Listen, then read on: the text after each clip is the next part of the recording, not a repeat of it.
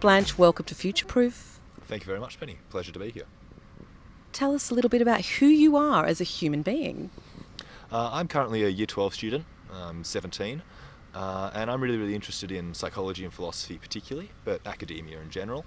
I think this really lends me an opportunity to give a discourse on some of the trends in kids. I know you've done a lot of stuff on the future of work from the adult's perspective, and that is, of course, critical.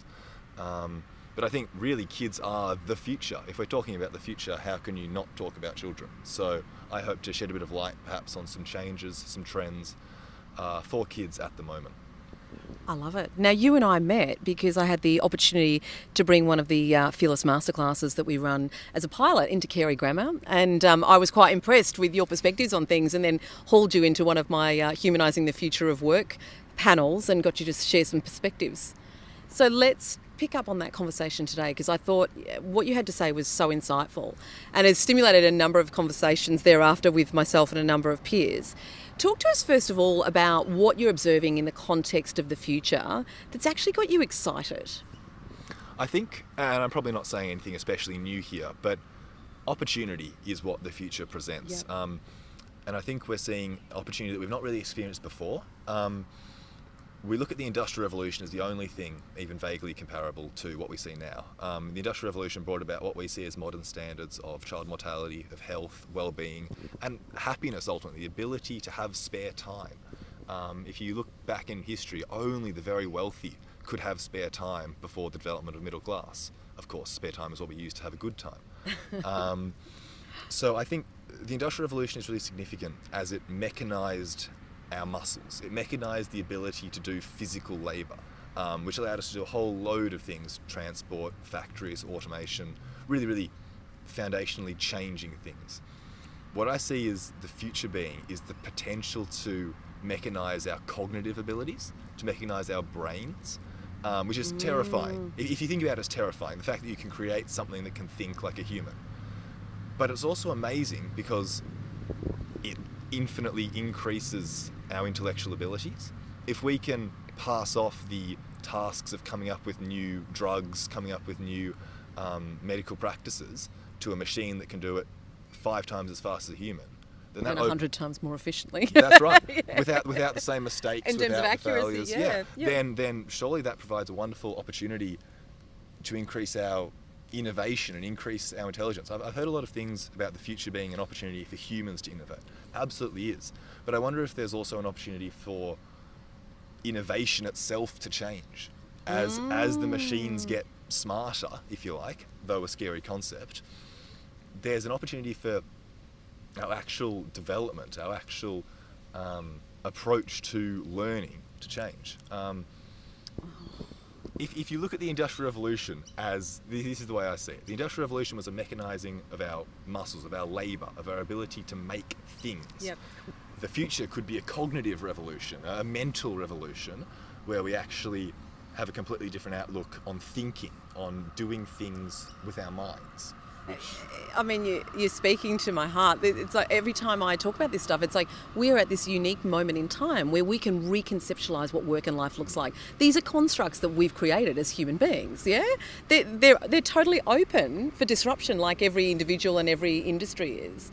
So I think, and I think, like you're saying, it's interesting where it could go in terms of opportunities. And it's also exciting in terms of what we could be freed up to explore and do. And I think a lot of people use work as a default purpose.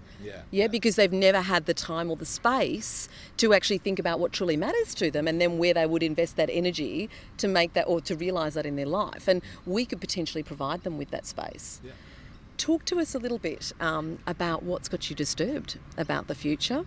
Well, I've mentioned to you before, Penny, some really interesting things actually among kids. If I'm here to talk about, perhaps offer a bit of a unique perspective on kids, Penny and I, we've discussed some pretty troubling things about meaning in life in general. Certainly a weighty topic. I brought to the table this concept of nihilism. It's a philosophy presented by a man named Nietzsche, a German philosopher, and it's astoundingly complex, but in its colloquial nature, it is the meaninglessness of life. Sounds pretty dark, because it is. And I'd never heard of it until you had flagged it with me, which is interesting, yeah, because this is something you've learnt about at school as well. Well, it's something I've just come across in life, I think. Yeah. I can't say it's been a part of my formal education, but I would say that just about everyone would at least be aware of this concept, this idea, even if they couldn't name it in such a structured way. But everyone in Everyone your that immediate yeah. sphere of what your peer network. Yeah, my peer group, those around me, those at school, kids, I suppose. So this is where it gets interesting, and let's unpack this further, because after that conversation a few weeks back, and many of the adults in that room not having heard of that concept, I then started asking a number of my peers who were over the age of 28 whether they'd heard of this concept of nihilism. And I kept getting blank stares. And yet when I started talking to the younger people that I get to hang out with and enjoy the company of, anyone who was under 25 was totally au fait with it, like you are. So I thought that was insightful. And I'm kind of interested to explore this further in terms of why is it so of such interest to your generation? And yeah, give us your perspective. Yeah, so I think that what this is it's this development of nihilism. If we look at nihilism as the acceptance of the meaninglessness of life, perhaps, it seems to be developing. It seems to be building among growing. kids. It seems to be growing. Now, I could point to a whole load of different things, but I think that the best example is the stuff you see on the internet. Really bite-sized, shareable jokes in picture format that you see passed around a lot on Facebook have really taken a trend towards nihilism. And these are the things that get conversations going with your friends. Say, oh, did you see that on the internet the other day? It was really hilarious. But so many of them seem to relate to a meaninglessness, a lack of meaning in life, which is really troubling. Yeah. Well, you told me that there's Facebook sites with over 2 million followers. Yeah. A majority of them are young people. That's right. And these are forums dedicated to sharing Facebook posts about the meaninglessness of life. And you then only have to, I don't know what your perspectives are on this, but, I speak to so many people who tell me how much angst, overwhelm, and depression there is in the younger generations. How do you connect the two? Yeah, well, I certainly see that as directly connected. I think, you can never simplify something like this. No. But this sense of a lack of meaning, which comes from a variety of different things perhaps, could be seen, I think, as the root cause of this lack of mental stability, of this development of anxiety and depression. Because if you don't have meaning, if you don't have direction and a path, then what do you have? How can you not be sad? How can you be content in yourself if you don't have a sense that what you're doing is important? That is ultimately what people look for. And I think a lot of kids have lost that. I think that's troubling. I couldn't agree more. So tell us, and this might be a big question, tell us what gives you meaning at the moment. How old? You're 17? That's right, Yeah. that's right. I'm interested. I don't expect you to have your life worked out, and if you've got an answer, I'll be impressed. But it's like, what gives you meaning at the moment? What makes you happy? That is a hell of a question. I think I can only answer it very pretentiously and say that I was confronted with this question, I think, is a fair thing to say in sort of year 8, year 9, of, well, what meaning is there in life? We've got potential for our world to be collapsing in 20 or 30, 50 years, climate change, a lack of fossil fuels, at least an overhauled job market, certainly a completely inconclusive future. And I had to boil it down. I'm personally, as I mentioned, very into my philosophy. And my answer has to be that it's to do something good, I think. And that is pretentious. And I'm very aware of the fact that it's easy to say, oh yes, my meaning in life is to do something good. But I think ultimately it's really useful. You don't have to have a grand overarching plan that supersedes your life, that underlies what you're doing. For me, it's just I want to help as many people around me as I can. And I think that A, that's an easy goal. It's pretty simplistic to come to. I want to do some good in the world. But B, it has so much depth. You can take it however you like. You can do whatever you want with it. So that's how I came to overcome, I suppose, this concept of, well, what are we doing in this world? Why are we here? It's because I want to do something good with my life. I think it's a pretty good answer. And I think also, someone who it took till 39 to start exploring purpose and meaning. I'd never sort of questioned it. I'm always impressed with someone at your age that's already put some thought into this sort of stuff. And, my purpose when I left my corporate career and decided to go out on my own. I had no idea what I wanted to do, but all I knew was that I wanted to positively impact the lives of others. And it's interesting when you have something so broad, how it can, I suppose, guide you as a North Star. Even though you don't know the answers, it gives you something to say yes and no to opportunities. You know, it's like a criteria. I think that's really the key solution I could give to any young kids is you don't have to have an answer. And I wonder if that's an issue that kids are faced with at the moment. We're told there's an answer to everything. Science presents an answer to things. The schooling system, which we live our lives in, presents an answer to things. If you get the wrong answer, you're penalised. If you get the right answer, you're rewarded. But that's not how a life works. A life is an amalgam of everything that occurs. So something like a guiding principle, whether it's to do your best, whether it's to do something good, whether it's to succeed at things you've previously failed at. Those are all very valuable, very broad things which can give you some sort of grounding. And not pretentious, Matt. Not pretentious by any stretch. Well, maybe a bit pretentious, but I can get away with it, I think. So I'm interested in your perspectives on how we put the human front and centre in a world, you know, that is so heavily driven by technology, and there's so much uncertainty and change coming. You know, I'm kind of in the space where I'm passionate about putting care back into a world of technology and making sure that we use technology as a means to amplify human potential rather than replace it. So what are your thoughts around that? It's a very, very difficult question because we're presented with so many issues coming up with. It's easy to find fault, very difficult to find a solution.